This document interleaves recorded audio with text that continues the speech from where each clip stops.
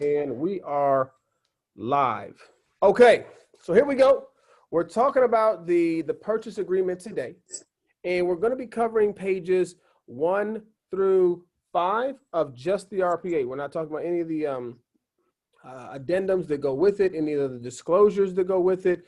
We're specifically going to be covering this document here. I have provided it to you in the email that you received today.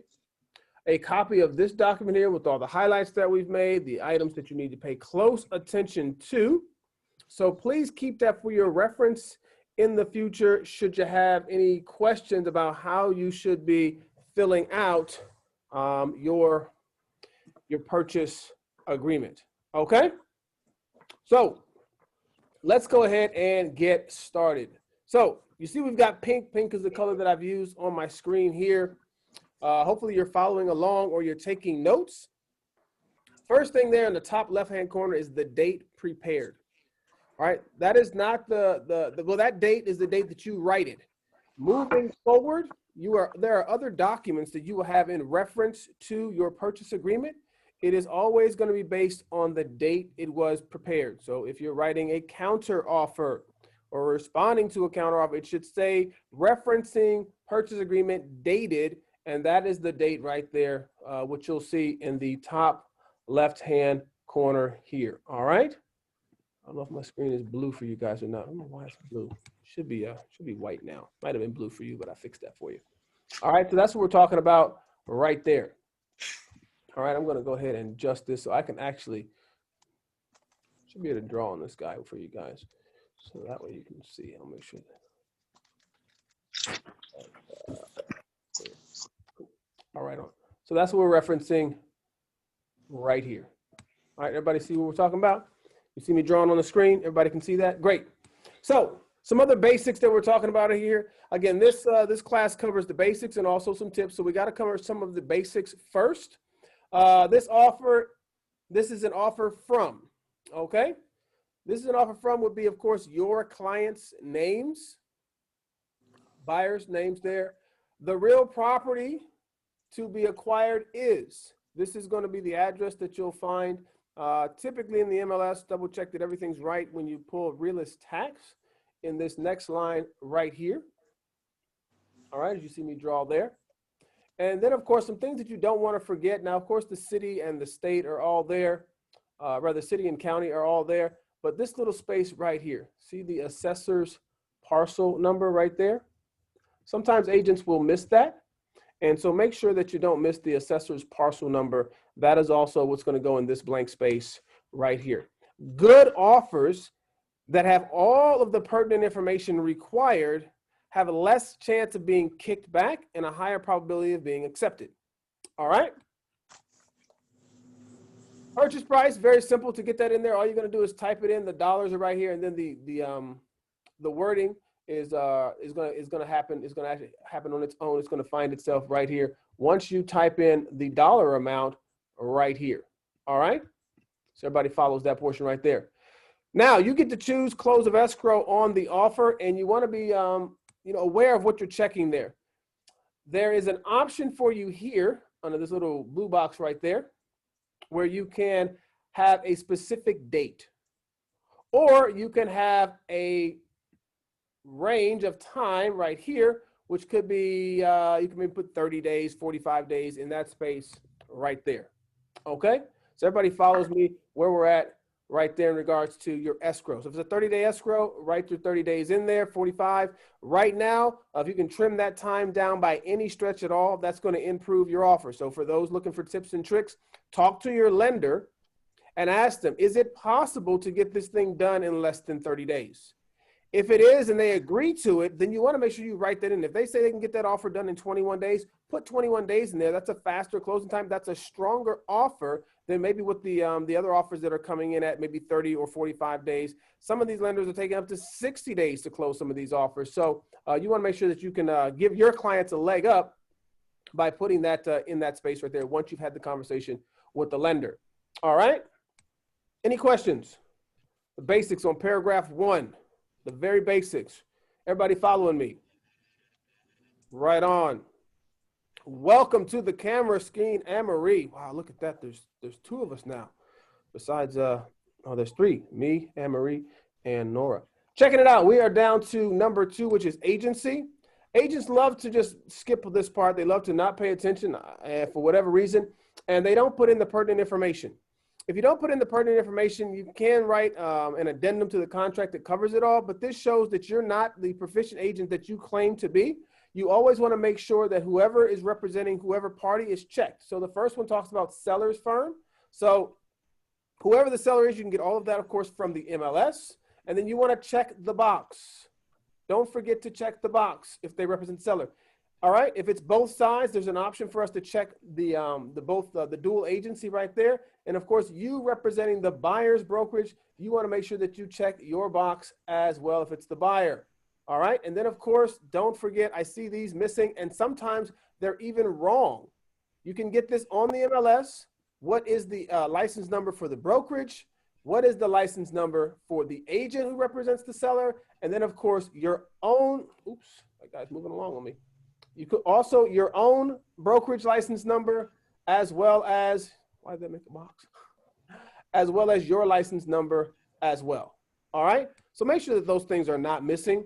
The very first page of the offer, when an agent gets this and these things are missing, right out the gate, they know this agent's not getting things done right. All right, so make sure that you have those small little pieces covered. Okay. For my new agents, this for you right here, this little box that's already checked, it's already checked always because it comes with the offer and the RPA when you download it from Zip Forms, is the possible representation of more than one buyer or seller. That just says that that disclosure is provided. So that's what that little box that's checked right there is. All right. And you'll be explaining it. We're not going to go over that today, but just so you know what that is. All right. This is the fun portion right here. Paragraph 3 is the financing terms. All right. You need to know how to fill this out. Okay. You can't just put anything on there. So let's use an example of an FHA 3.5% down, $400,000 purchase. Okay. Let's just use that as an example. And so typically, as we start here, the initial deposit, which is right here, you're going to put that right there. What is your client's earnest money going to be? Right? Well, in this case, $400,000 down. Typically, earnest money is anywhere between 1% and 3%. So that's $4,000 to $12,000, right? So we're going to go ahead and say that our client's going to put $12,000 down. They're going to put the highest amount down. So they got it in the bank. There's no reason to hold on to it. Let's show we got a strong offer, okay? So on a $400,000 purchase at 3.5% down, what would the first loan amount be? All right? You're down here where it's this first loan amount. We're down here. Can anyone tell me what would be the first loan amount on a $400,000 purchase at 3.5% down? What is the loan amount for that? Who's got the answer for me? Because you got to put it in here, right? You're writing an offer, 3.5% down. What's it going to be? Well, 10% be easy because you'd be like, oh, it's $40,000, $40,000 off of 400,000. That would be $360,000, right? That'd be your first loan amount. But this is a 3.5%. You get a lot of these FHAs. Who can give me that number? Anne-Marie, 14,000. No one's talking to me. I didn't see the chat box, but there it is, right? 14 grand. Well, that's going to be the 3.5%. Oh, there it is. I see Kim, 386. You guys are in the chat box. My bad. I didn't see it. Absolutely right. $386,000. That's going to be your first loan amount right there. So you're going to type that in your little box. Okay. And if it's an FHA, you got to make sure that you check these boxes. Okay. So I have went ahead and highlighted these for you. If it's an FHA, you got to check that FHA box right there. That's going to produce another addendum. All right. And that other addendum just states that it can't be above, the home can't sell for less than the appraised value that's offered here for the purchase of the home. Okay. We're not going to get into that today, but you need to make sure you check that box. And the same thing, if it is VA, the same deal, you want to make sure that you're checking that box. All right. Don't miss your little boxes there. So what will happen here, the way that this here will look is you'll have $10,000 up here that we talked about, $386,000 right here. So the balance due, which is going to be right here from your buyers, is going to be $4,000. Okay, because that's going to be 10 plus 386 plus the $4,000 is going to bring a total purchase price of that 400,000. That's going to populate right there. Okay. The financing piece is critical for you guys to understand and know how to fill that out. And 400,000 is easy, right? But you need to know how to do the math. The simple way is take whatever the purchase price is times 96.5. All right. It's 3.5%. And that's going to give you what that amount is going to be to put in for that first loan amount. Okay. If by chance, and this is, I'm going to tell you right now, this is going to get you, this is going to kill your deal right now. All right. This is going to kill your deal. You used to see these. Again, this is for, well, maybe when we're not in such a strong seller's market. If by chance your buyers need some sort of closing cost, typically you'll see it in this space right here. Additional financing terms. All right. However, in this market, if your buyers need closing costs, the likelihood of you getting your offer accepted is very, very, very low. I ran some numbers just to see what was going on because I had a client looking out in Hemet and San Jacinto. So I pulled the last 30 sales, rather the last 30 days of sales in San Jacinto. They were looking in between the $300,000, $400,000 range, right? So I just wanted to see what had happened. And I pulled 42 sales in San Jacinto within the last 30 days. Of those 42, there were 3 that had substantial closing costs that were paid. 2 were $10,000, 1 was $13,000. All 3 of those, new homes. Okay, so that takes out the resale market. New homes, and I can tell you right now, those new homes, they've been waiting for months to get into that new home. That didn't just, they wouldn't put in an offer and they went in. That's just not the way it's happening with new homes right now. It's seriously like January before you can even get into those. All right, so I looked at the other remaining homes. There were 3 other homes that had closing costs. There was one that had $2,500 of the 42, right?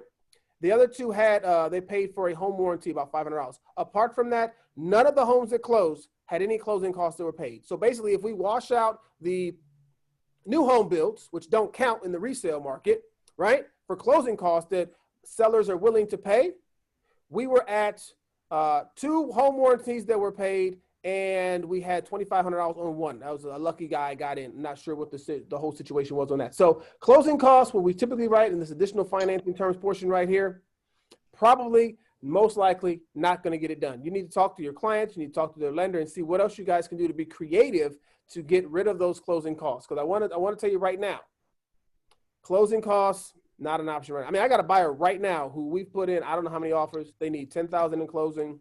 It's not happening. You know, it's just not happening right now. We're trying to do some creative financing with our lender to see if we can get some lender credits, you know, what else they can borrow, get a gift. Because honestly, right now, the homes are being sold. Those same homes that I looked at, they all sold for anywhere from $5,000 to $25,000 over asking price. So you have to think to yourself, if your seller or if your buyer is putting in an offer and they think, oh, we're going 20,000 or we're going 50, let's just say we're going 15,000 over asking price because we need 10,000 in closing, you're actually only 5,000 over asking. That's what you really are. And the other offers that are coming in clean that are 10 or 15,000, they've already beat you. You're already like, you've got no chance. And these homes have to appraise still when they see that. So that's another condition that you need to be aware of. Any questions on what we've covered so far on page 1? Yes. What you got? You said that the average buyer, when they give their good faith or whatever that good earnest money down, is between 1% and 4%. What happens when you have a buyer that says, I only want to do 1,000 down? I mean, as good faith. And you're going to have that conversation with your client. Great question. Thanks for asking that. Is the standard has always been 1% to 3%. So any home, we're putting a minimum of 1% down, unless it's a VA. VAs, you can get away with putting $1,000 in because they're not actually paying anything out of pocket anyway. But besides their closing costs, but you're going to want to put the EMD shows the skin in the game that the buyer is willing to put in. So this is the way that I explained it to my clients. Okay. On this loan right here, $400,000 loan, we've got to pay $14,000. That's coming out of pocket for us. There's no reason why we can't go ahead and put $10,000 or even $14,000 down as our earnest money. Why? Because it's protected through our contingencies. So if we cancel, we can ask for that money back. That money doesn't go to the seller. It goes to a neutral deposit in escrow. Okay? So that's how I encourage my clients. Hey, listen, Put all your money, put all your cards right there on the roll, put all your chips on the table, I should say, and let them know that you're serious, because we can get your money back should you choose to cancel, most likely. All right, should we not have a breach of contract on our end? Does that make sense? Yes, I have one more question as well. Mm-hmm. Up at the top, you talked about dual agency. Let's say I bring a buyer and it's someone in the office that's the selling agent. Is that considered a dual agency? Another great question. Yes, it is. So Okay. if it is under the same brokerage, it is considered a dual agent. So in both of these lines, it would say Century 21 Preferred. You would check this box right here, and it will be checked as well right here. All of the both buyer and seller dual agencies would be checked there. And it would just be the names of the respective agents on those lines. And then, of course, same license number for the brokerage. Great question. Okay. All right. Moving down to page 2. You'll see at the top of the page, we've always got the address for the property will always be there. That'll auto-populate. The date's going to be there from when you had actually created this, this document will be there as well. Verification of down payment and closing costs. This line right here says that within 3 days, you're going to provide what we call proof of funds, showing that you have that $14,000 and maybe another $12,000 that you need for your closing costs. So they're going to have bank accounts that show that you have a balance of $26,000 that you can pay. Okay? That's what this is saying right here. Verification attached is what I always encourage you to do. You want to show proof that your clients have it. You got, listen, guys, we're not here to play games. You can't show me what you got. Listen, we're not submitting an offer if we don't have that there, because that's going to strengthen your offer. You've got 3 days to provide it. But why go ahead and wait 3 days? Why get into what could be a bidding war if you've got a strong offer and you check the box and you supply that with your offer? Okay? So remember that when you're putting together your offer, I check that box all the time. Send me your bank statements.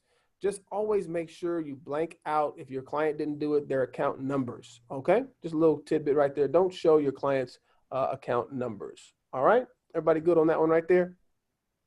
Very good. Appraisal contingency removal. So you've got, according to this standard offer, is 17 days to remove your appraisal contingency. Okay. Now, what I'm seeing is these are actually being reduced.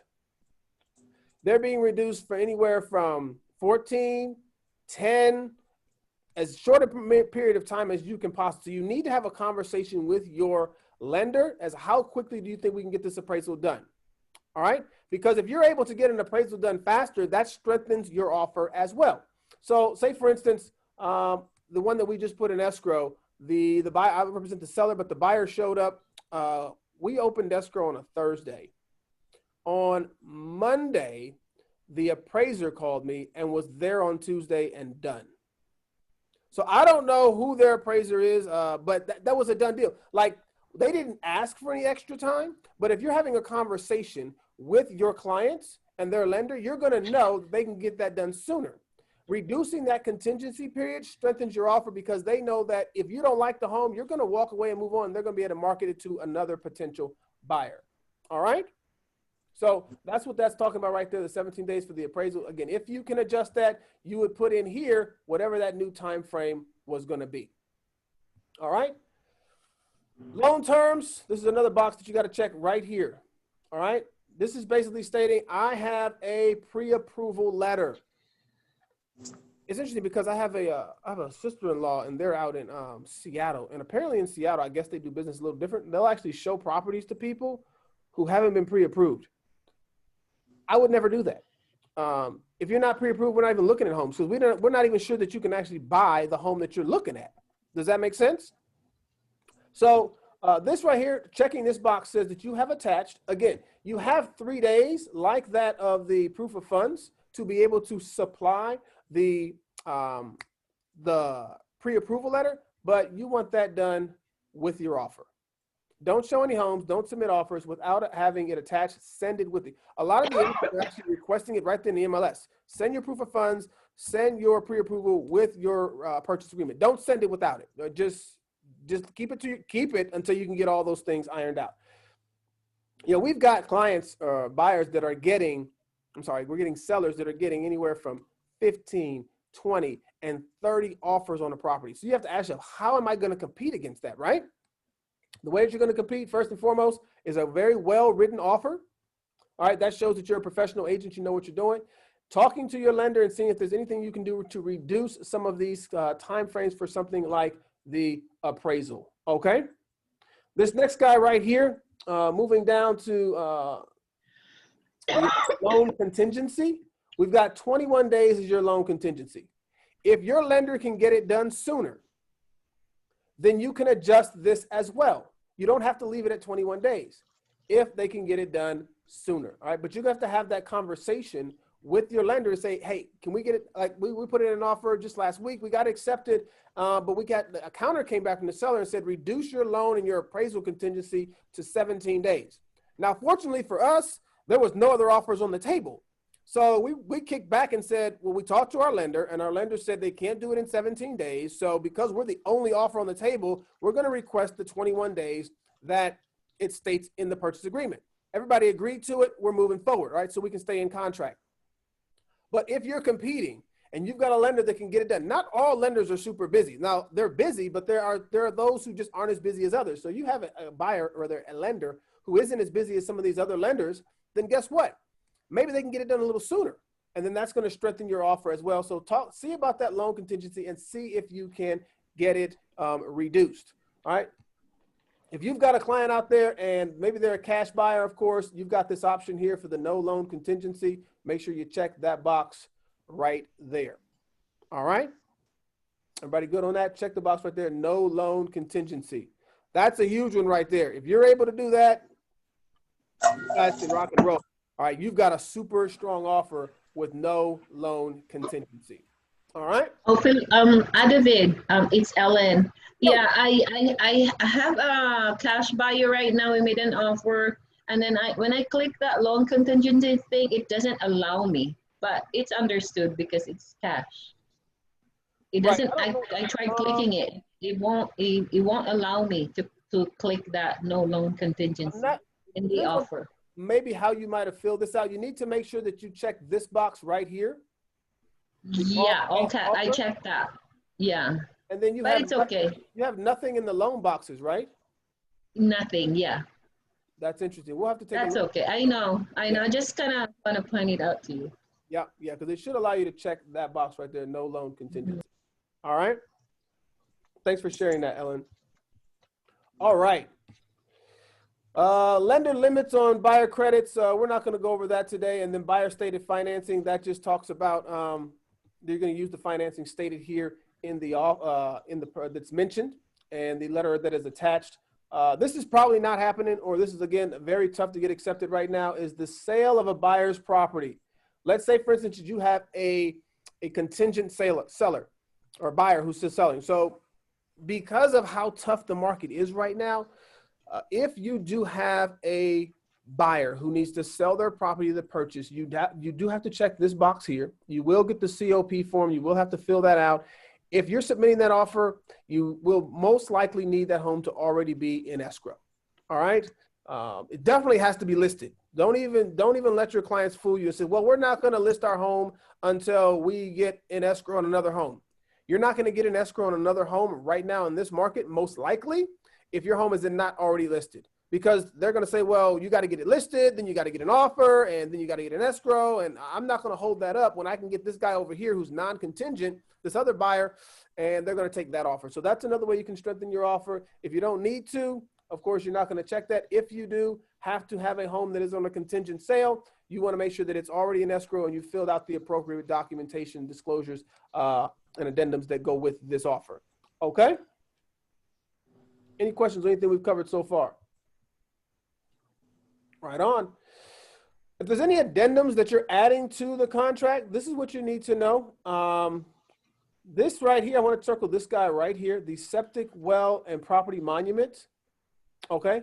If you have a property that has a septic, if it has a well, or if it's land and you want to mark the corners, you need to check this box and it's going to produce for you the SWPI. We're not going to go over that one today, but it will go over that for you. And you need to fill that out appropriately. Again, we can go over that in another class, but you need to check that if it pertains to the property. All right. Some properties are in a trust. You'll see that, have that conversation. You'll need to have the trust advisory as well. So make sure that you check that, and then that addendum as well will be added to your contract. Okay. Standard always, which is checked right here, is the buyer's inspection advisory. That's always standard. It's there. You don't have to do anything. It shows up on its own. It's always a part of the agreement. All right. We're not going to go over the other ones with you today. They're not used as often. Okay. Here's where we can get some real strength into these offers. All right.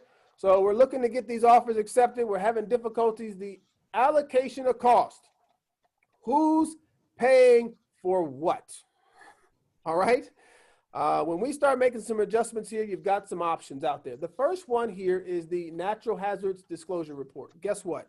That is a statutory requirement by the sellers to cover that.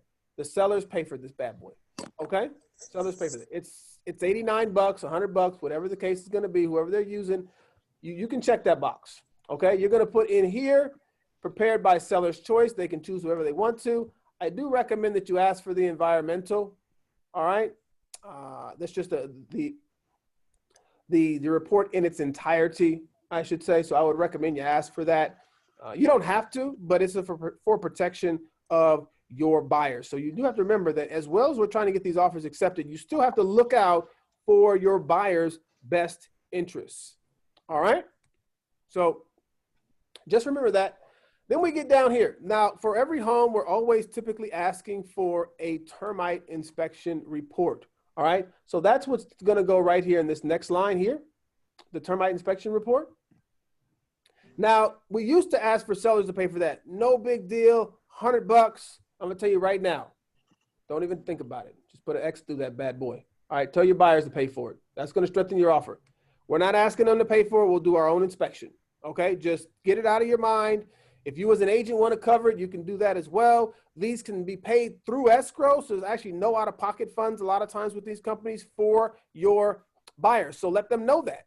All right, we can get this paid through escrow. That's the inspection. If there's Section 1 or work that needs to be done later, well, we'll discuss that when we get there. All right? Do not put Section 1 in here. Don't ask for any clearance unless it's a VA.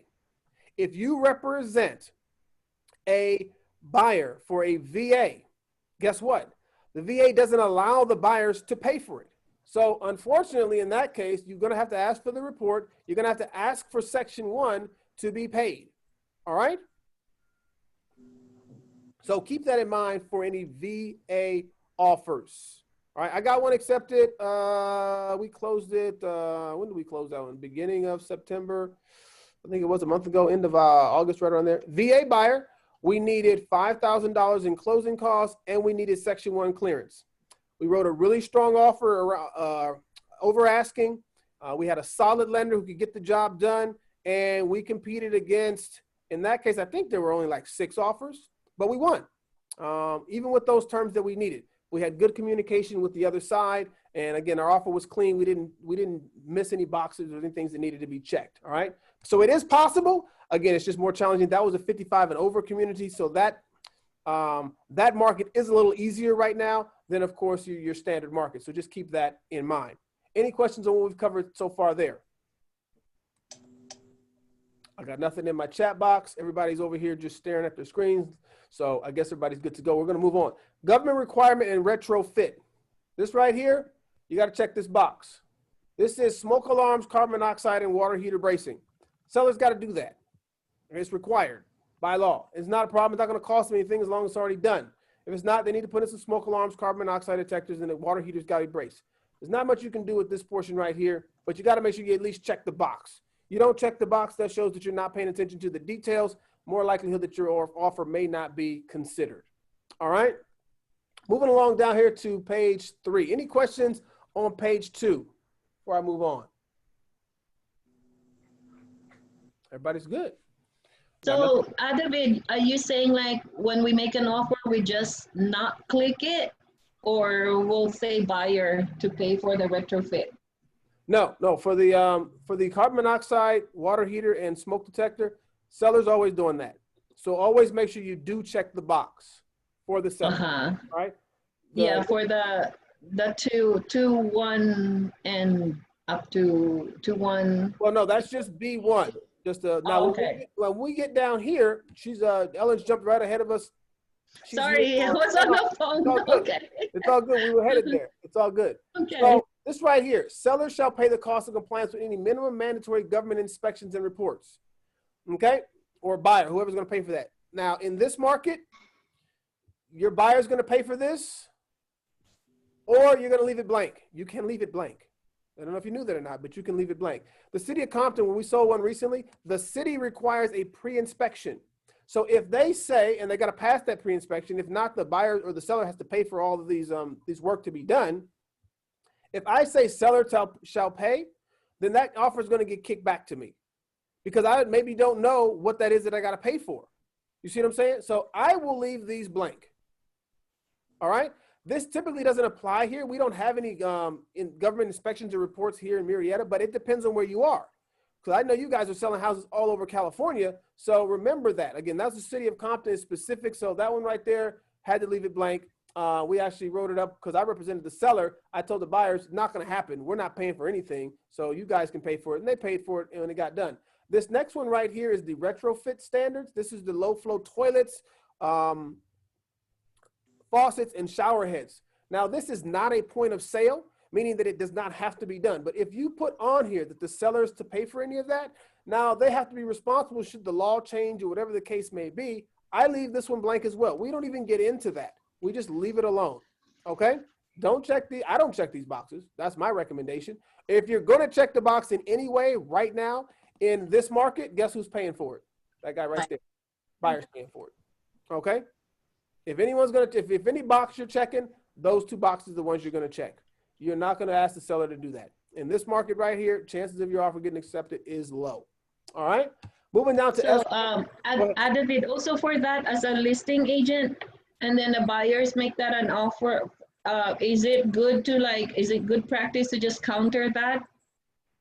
If you're the listing they agent have- and if you're the listing agent and the Yeah. seller, and the buyers ask for the sellers to pay for it. Yeah. Because I get that a lot where they will counter you to remove that. So is it, or just leave it like, I don't know. No, right now when I write an offer, I leave it blank from when I represent the buyer. And if I represent a seller and it comes over and it asks us sellers to pay for it, I counter it out. Yep. Oh, so just good practice. We're not paying Okay. for it. See, the retrofit, again, because it's not a point of sale, it doesn't have to be done. Okay, But yeah. it depends on where you're writing an offer because see, in San Diego proper, it's actually a point of sale. It has to be done. So someone's got to pay for it, but I'm not writing an offer in San Diego proper. I might be writing an offer in Marietta. Make sense? So you have to know where you're writing this offer up and what guidelines there are and requirements for that particular municipality. Okay? So how do we find that out for Riverside County? Riverside County, to all the cities that I know of, it's not required. It's not a point of sale requirement. Now the law was passed, and I think it was 2000 and I don't know if it was 18 when they passed it and said that, you know, you need to put in this retrofit, but it says the law is passed when you sell a home, it has to have these retrofits, but it's not a point of sale. So that means that we want you to do it, but when you sell a house, yeah, you make your own mind up who's going to do it. Okay. But again, the only place that I know specifically is San Diego proper, and that's the city of San Diego that I'm told. I haven't sold a property in San Diego proper. I've never been that far south, just like North County is where I've actually made it as far south as I've worked. So, but just be aware of that because you may get a buyer or seller down there that it may be required. So they've got some different regulations in San Diego County and in San Diego proper. Okay. But for us here, we can leave it blank. It's not a problem. All right. Even in like the first time I encountered it was maybe a year and a half or so ago when I was a condo we were buying some clients down in Escondido, and I was like I normally do. I checked the box for the seller to pay for it, and it came back, and then I got into a discussion and learned a little bit more about how it all works down there, and I just took it out moving forward after that. Okay, great question. Title and escrow. All right. What you can do, this is a couple ways to get how you're going to strengthen your offer. Typically, we're checking this box right here for title and for escrow. Buyer and seller, and then in this little box right here, we're going to say each to pay their own fee. All right? That's what you're typically going to put in that box right there. Now, you can strengthen your offer. You can say the buyer is going to pay for all escrow fees. All right? If maybe you can negotiate who escrow is going to be. Okay? Because say, for instance, you can say we're Century 21. I know a lot of us are working now with America's Escrow. If you have the conversation with the agent and say, hey, listen, guys, I know as a seller's agent, you typically choose all services, but I'm going to say if you let us choose escrow, my buyer is going to pay for your seller's escrow fees. Escrow fees are like $1,200, $1,400, something like that. Okay? Then you can, if you've talked to America's Escrow and you can negotiate, maybe you can get those reduced because you're bringing in business to them that would have not necessarily came. So this is a little key. Maybe you can write this down as a note of maybe a way that you can strengthen your offer is if you get the buyer to pay for the seller's escrow fees. Again, you got to be creative when you're writing these things. I'm like, oh my gosh, maybe never thought of that. You got to be creative right now. And then ask, maybe you can use your escrow. All right. If they don't agree to that and they say, nah, just leave it the way it is, that's fine. We'll pay our own escrow fees. Make sure you talk to the agent on the other side and either put seller's choice, although I wouldn't put seller's choice because there's a seller's choice escrow now. You want to put name. I write the name of whatever the escrow company is that they want us to use right in the line there. Okay. If they want Generations Escrow, they want Heritage Escrow, whatever it is, right in the line right there. All right. Good, clean offers, got all the boxes checked and the property boxes filled. This is typically not going to be a negotiation right here as far as title is concerned. The sellers are going to choose that and they're going to put it right in there who it's going to be. All right. Typically not a service that they're going to let you buyers choose unless you choose to pay for it. All right. That's going to increase your cost. If you're able to do that, that's another way. I mean, the box is there. So the buyer has an option to pay for the seller's title insurance policy as well. Okay. So think about that. But again, this one right here, I haven't seen so much. I haven't seen anyone else talking about it as far as like maybe having a buyer pay for it. So typically this box is okay to check for the seller too, and then just put in whoever it is that the seller's agent has asked you to put in that box. Have this conversation. When you are writing an offer, make a phone call. In that phone call, you need to know a couple of things. You need to know who do they want to use for title? Who do they want to use for escrow? And you want to confirm who the sellers are. We'll talk about that a little bit later on. Or actually, I should say it's actually right here in the top here. I'm sorry, no, it's not. No, I'm sorry, I'm not. It's actually at the bottom of the page. Got ahead of myself. Who the seller is, because you can write that in. I just wrote an offer last week, and according to Realist Tax, which is where we can get a lot of our information who sellers are, the home is in a trust. But according to the agent, the home is not in a trust. So who's going to be the seller? You need to know that when you're writing up your documents. So some agents say, oh, I just leave it blank, let them fill it in. When I see an offer that's come in and you've done that due diligence, you've asked me those questions, I know that I've got a competent agent that I'm working with on the other side. And so I'm going to encourage that offer for my clients because you know what? It's going to be most likely a smoother transaction and will actually close escrow. Last thing, I mean, even though we've got these crazy offers getting accepted over asking price, all and so forth, a lot of them are actually falling out. I don't know if you've noticed, a lot of them are falling out of escrow and they have to go back in because the buyer couldn't perform. All these things are happening because the agents didn't do a good job of vetting those buyers. And so that's what you want to do. And so you're going to show yourself to be a solid agent when you're asking these questions and you're putting that into your offer. All right. Moving down to other costs, you should be fine with the county transfer tax. That's standard for the sellers to pay that. Should you want to strengthen it, you could have your buyers pay for it, but I haven't seen anybody changing those yet. If there's a city transfer tax fee, that's only if it's applicable. We don't have those in Murrieta, Temecula, but in some of the other cities outside of here, there are some. Homeowners Association transfer fee, all right? Typically a standard fee for the sellers to pay. So you're okay to check that one right there. Okay. Don't worry about that one. I would check that one. No problem. What I don't check and what I leave alone is this guy right here. Okay. Don't check this. See, this says buyer or seller shall pay HOA fees for preparing all documentation other than those required by Civil Code 4525. All right. This says there's extra fees that you can pay. And should you check this box, those fees that party is going to be responsible for. I've only seen it one time where someone checked the box and there was more fees that they wouldn't have necessarily had to pay for HOA. So I leave that. I don't mess with this box at all. Leave it alone. Okay. D5, On 7, leave it alone. Okay? Don't ask the seller to pay for things that they wouldn't necessarily be responsible for, or they wouldn't necessarily need to pay. There's basically just more taxes, is the way I can see it. All right? Is that page 7? That's paragraph 7. This is page 3. Page 3. Page 3, paragraph 7, D5. All right? Cool. The only time that I see this box right here is a Lennar home. Lennar homes have what's called a private transfer fee. So if you're not familiar with that, it's not always easy to see who the builder of a home is. If you know there is a transfer fee for that and then you want to see who's going to pay for that, typically you're going to ask the seller to pay for that fee there. Okay? We used to get these. These were easy to ask. Yo. For new construction homes, they don't use this form. They have their own form. No, and you're right. This is for a resale on a Lennar home. Okay. Right? Yep. Good question, no. Now, we used to be able to ask for these. Really wasn't a big deal. A home warranty. If you're writing an offer now, no home warranty. Don't ask the seller. This box right here for seller? No, no, no, no.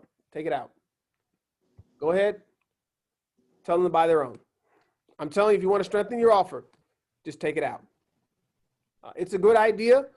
Maybe you as an agent, if you want to give them a gift, a good closing gift, you can pay for it, right? And you can just put an addendum to the contract for escrow, and then they'll take it out of your commission check. But don't ask for. I wouldn't recommend asking sellers to pay for a home warranty right now. I've done that twice and they really appreciate it. Yes, buyers love it. Absolutely love it. Like, man, that's awesome of you, you know, because these things are not cheap. I mean, the cheapest ones are like, that I get from my clients are like $500. You know, they get some of the other ones up to $600, $700, depending on if it's got a pool or a spa. You can get up to almost $1,000 for one of these bad boys. It's a great value to your clients to have it. I would highly recommend they don't buy a home without it, because they just spent a whole bunch of money buying a house. And when the water heater goes out or the AC gives them trouble, the last thing they want to do is have to go replace that. You know, they'll pay the $75 trade call fee. They'll come out, replace it. Everybody rock and roll. Everybody's happy. Okay. David, yo, what's excuse up? me. So if I, as the agent for the buyer, am planning to pay for that, do I still check the buyer box there and then do the addendum? Or Yeah. Just check the Okay. buyer box. Thank you. Because the only other, I mean, you could leave it blank, but again, if you're going to put it in here, like I said, you could do extra. You could write an addendum later that you're going to pay. I just put it right here. So that way nobody even forgets that it needs to be covered. You see what I'm saying? So, yep, we're getting the home warranty. We checked the buyer, but I told the buyer I'm going to pay for it, and then I'm going to write an addendum over to escrow, and we're going to get it all squared away. Okay? Thank you. You put in the amount that it's going to be there. Check the appropriate boxes. Again, still, if it's upgraded, most of them are. It's automatically upgraded if it's getting an air conditioner, okay? So make sure that you do that. If it's got a pool or a spa, you want to check the box. If you're getting a refrigerator, washer, dryer, check the box. You can put it in this line right here, okay? Okay, David, I just wanted to clarify. So we have to write an addendum that me as a buyer's agent will pay for the HOA. So it's just a regular addendum form that we do that, or for the home warranty? Yeah, just a regular addendum. And make sure you give it to Rebecca too. Yeah, if okay. you got a TC, make sure your TC's getting it. Yep, for sure. So that everybody knows who's paying for that. Okay? If for whatever reason nobody wants it, you got an option here. You can check. Oh, what happened? Delete that guy. If they don't want one, if no one's going to get it, you do have an option where buyer waives the purchase of a home warranty. You can check that box there. All right? Man, time is flying. We are going to get through page 3, and I don't know how much further we're going to get. All right? This is what's included and excluded in the sale. All right?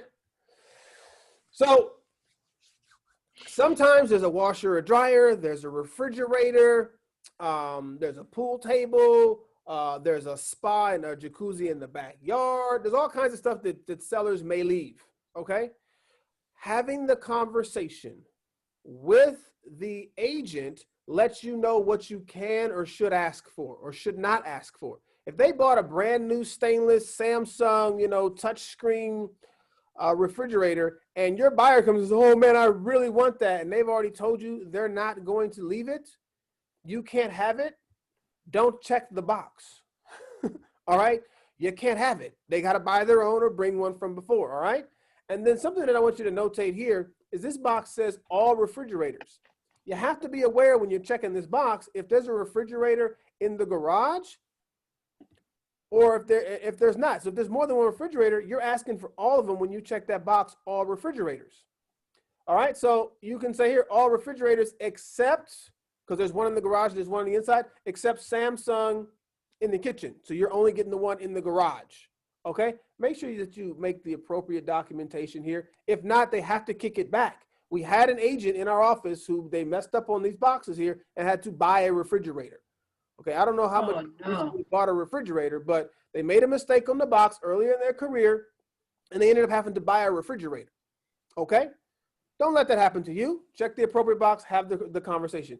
Typically, stoves are included and you're okay to check that, but again, have the conversation that it's there, okay, for the stoves. If we got this little box here, you can't always see it now, I'm going to try to circle it. Washers and dryers. If they're leaving washers and dryers, it's okay. Ask the question. All right? Don't just write it on there. Oh, they like the stove, they like the refrigerators, they like the washers, dryer. We're asking for it all. All right? Because we're giving over asking price. That doesn't necessarily mean that they're going to sell it. All right? These are not fixtures to the property because they can be removed. All right? This is personal property. All right?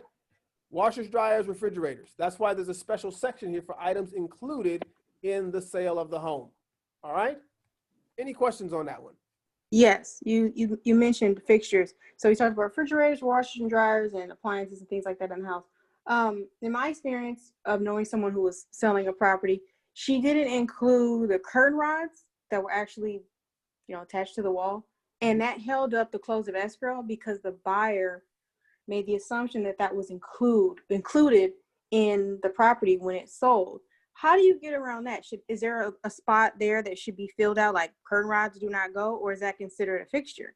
So they are attached to the property. So technically they are fixtures, okay? But that's just a simple conversation. Oh, sorry, it's a message from our agent. Okay. You want to have the conversation. Whenever you go into a home and someone has really nice curtains or anything like that, window treatments, we like to call them, you want to have the conversation is, are they leaving this or are they taking it with them? Again, that goes back to that conversation. And they say, no, this is all, because you typically don't take that stuff with you because it fits that home, okay? But they may be wanting to take it with them somewhere else. So again, having that conversation is a critical for your negotiations. Okay, making sure that everybody knows what they're getting, because again, anything that's attached physically to them, like ceiling fans, is the same thing. You can't take the ceiling fans because they're fixed to the property and go put it in another light. That's a fixture that's attached to the property. It goes with it. It becomes real property once it's attached. That's why a washer, a dryer, and a refrigerator are considered personal property because they're not attached. They're plugged in. That's not attached. There's a difference. Make sense? So yes, it does. To be speaking, the curtain itself would be a personal property, but the curtain rod is a fixture because it's attached. Make sense? Yeah, that's what I thought, but she took them curtain rods with her anyway, so I just was trying to make sure. It's like the TV mounts, right? TV mounts. That's actually what we're talking about right here. Since you brought it up, I'll just jump to it real quick. Brackets. Right there, brackets attached to walls, floors, or ceilings for any such component, furniture, or item shall remain with the property. Then they check the box here. Will be removed and hose for other damage shall be repaired but not painted. Okay? So if they take anything that's mounted, and actually I guess it would actually go into going into the curtain rod as well, it's attached. So if you take it, then you've got to fill in holes. And I always check this box. I always tell them to take this crap with them. Will be removed, and the holes and damage will be repaired, and they don't have to paint them. So you can take anything off the wall. We actually want everything gone. Just make sure you fill in the holes when you leave. Okay? If you don't check this box right here, then they're actually going to leave those things. They're supposed to leave them. Okay? Everybody got that? Yep. So cool, Yes. critical little box right here that you can fill in, and you guys will be good to go. We're not going to make it to any pages after this. We're going to talk a little bit more on the bottom because it's going to be 11:30, and there's no way I'm even going to get into page 4. All right. So if this drags over a little bit longer, that's fine. I want you guys to understand this as you're writing these offers. So we're taking our time with this. All right. Leased or liened items or systems. All right. They need to inform the buyers if they've got, say for instance, like an ADT system. Sometimes those systems can be assumed or they cannot be assumed. This talks about solar systems as well. Anything that's leased or liened that's included or excluded in the prop, they need to have that discussion right here and see what's going to happen with it. All right, and then you can make mention of it. Typically, like the ADTs, though, I've seen those. They're not real good about being able to leave those. Typically, they have to pay those contracts off, and then they take the system out, and then, or they don't take the system out. Then they have they'll leave the system, and then the buyer can basically get it at a discount because the system's already paid for to continue the service. Any items that are excluded from the sale, something specifically that you don't want, okay? The pool table is always the example that I use, or maybe it's the jacuzzi out back that's all jacked up and you don't want it anymore. You put that right in here. We don't want that. So make sure you take it with you when you leave. All right. You know, I had a pool table one time in a garage. They left the pool table in the garage. It was a piece of crap pool table. We ended up pushing that thing out of the end of the driveway, and we put free on it and it disappeared because the buyers didn't want it and the seller would refuse to take it with them. And I was like, this is ridiculous. So we just pushed it out in the street pretty much and said free. It disappeared. Somebody wants it. Nobody wanted it, right? Somebody found a use for it. It was cheap. It wasn't great. Like if it had been a nice slate one, probably they would have taken it with them or we could have sold it. But it was just cheap. So we got rid of it. We pushed it out. All right. So those are items included and excluded in the sale. So be familiar with what that portion is covering right there. And then last but not least, to close us out for today's training is closing and possession.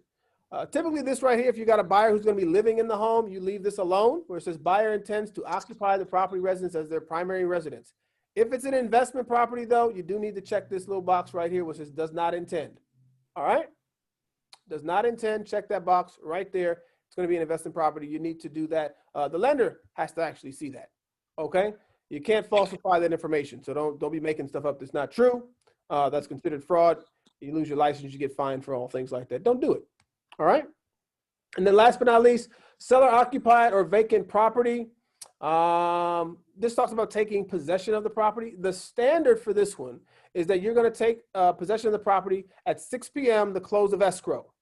If there's any changes that are going to be made to that, you have to check the box. So you can say no later than, you can check this box right here. I'll leave that guy up there. You can check this box right here, no later than, and you can put a calendar day. All right, right in there.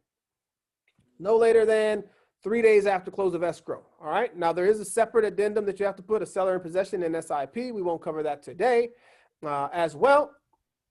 That would accompany this, or you can put at a specific time of that date. I'm sorry. My line's all crooked. I like nice circles. Pal. You guys can see my circles. You guys can see what I'm doing. I'm hoping it's working here. Right. All right. Can we get a copy of this? So you do have a copy, not with all my little drawings on it, but if you check the email that I sent today, this one here with all of the color, the pink and the blue, that is in our email that came out today. So please make sure you download that, save it to your hard drives so that you can go back and all the things that, again, with all these little markups, I did these as we were teaching today. But you can see I didn't, everything that I highlighted or circled is already, rather anything that I circled in red or point to already is, for the most part, circled or highlighted. Okay, rather highlighted. Make sense? Uh-huh. Very good. David, can I ask a quick question, please? Absolutely. Back on the attached verification of funds, you know how you were saying, just get all your ducks in a row and send everything. What about a gift?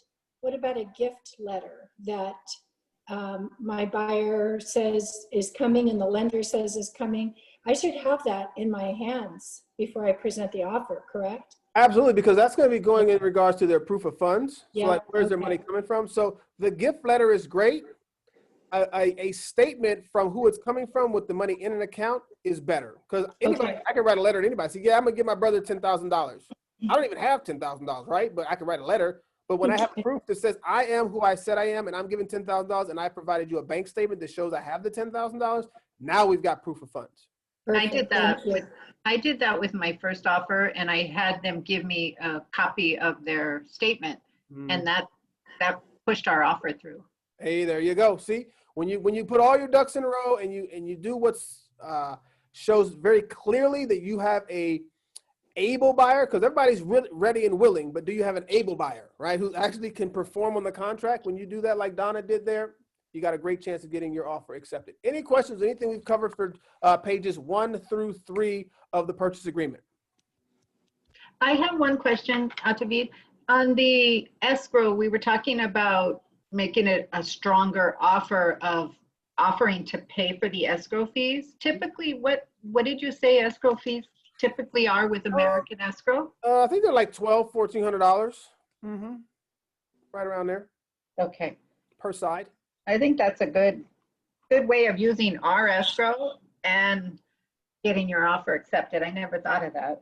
I literally didn't think of it until we taught this class this morning as I was talking to you guys. So, And you can ask them to lower some of their fees.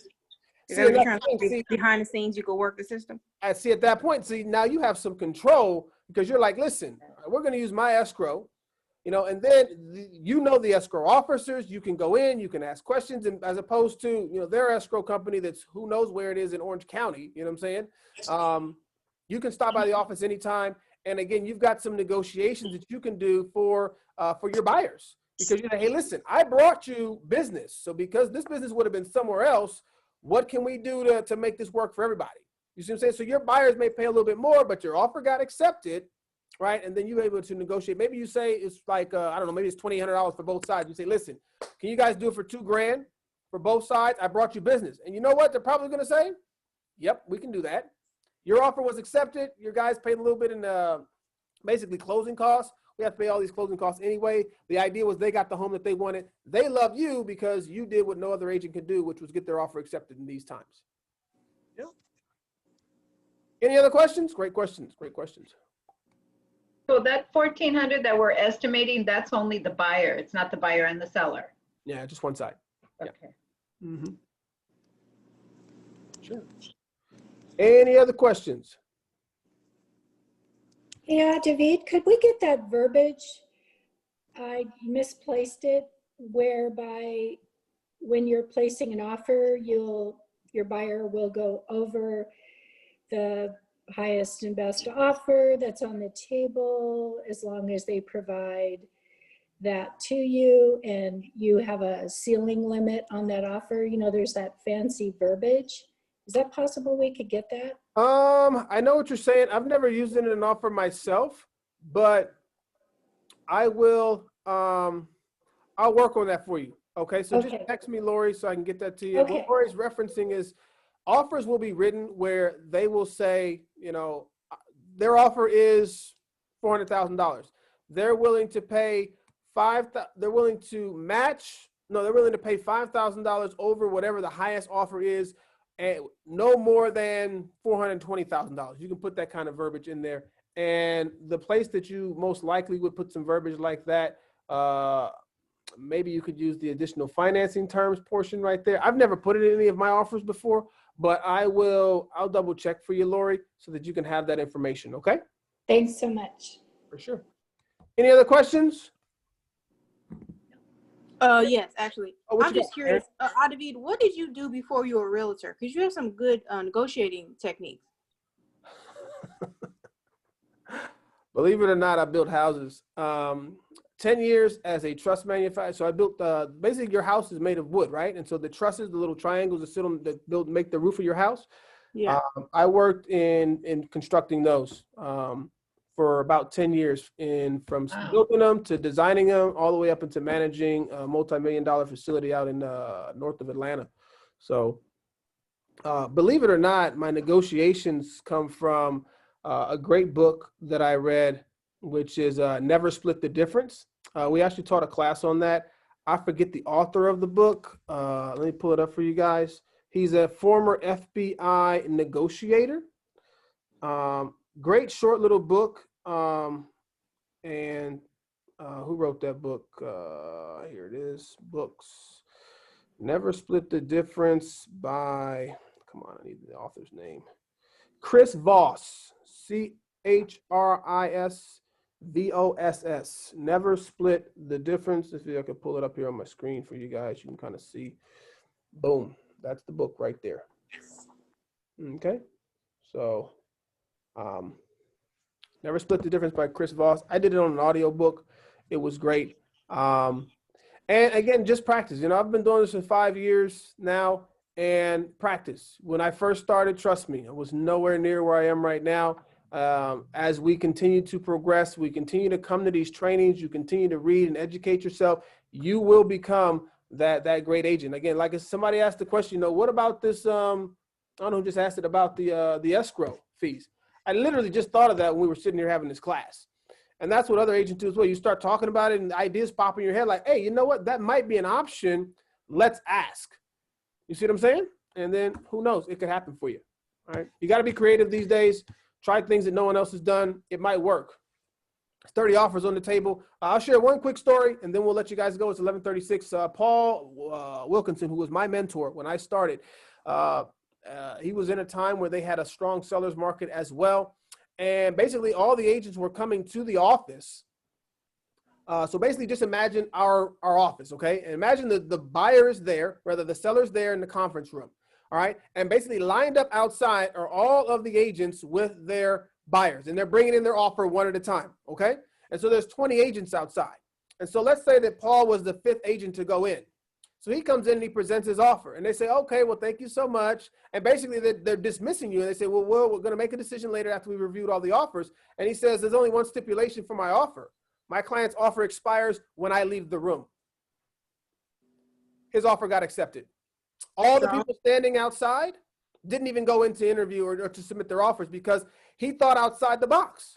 And he was like, this is my client's offer. I know we've got a strong offer. I've written a very well offer. And guess what? If you want this really good offer, you're going to make a decision right now before I leave the room, because when I walk out the door, it's expired and gone. Wow. They accepted his offer, and that was that. So you got to be creative, you know? And so as I listen to these kinds of things right here, that's what I do. Name is David. What's the last name? Brody, B-R-O-D-E-N. Thanks. Yeah. All righty. Well, the FedEx guy. Cool. Any other questions? Rock and roll. I'm gonna let you guys go. It's 11:37. Get out there and continue to be the great agents that you are. Thanks for coming out to training. I hope you all you've learned a little bit and you can grow your business from it.